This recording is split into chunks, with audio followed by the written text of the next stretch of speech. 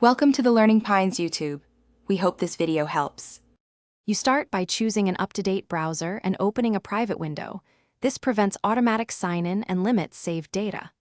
Once the private window is open, make sure to disable any account prompts and decline cookie banners that force sign-in. You should check browser settings for site permissions like location and microphone. Turn them off unless needed.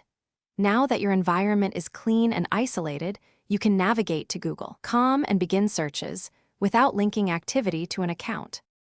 You perform searches the same way. Type queries into Google Search and use the results. Avoid any sign-in buttons and opt out of personalized features. For maps or translate, use basic viewing and translation without saving locations or history. Note that some advanced features require accounts and will be unavailable. If a result offers a cached or text-only version, open that to reduce account prompts. Once done, rely on search snippets, image previews, and website links to get the full content. You finish by closing the private window so transient cookies, history, and session tokens are removed. This ensures your searches aren't stored locally. For stronger privacy, make sure to enable a reputable VPN and consider privacy extensions that block trackers and fingerprinting.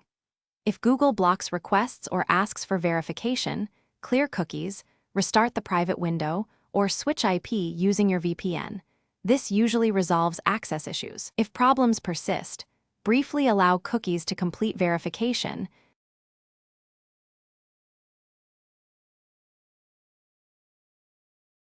Thanks for watching. Consider subscribing if we helped you.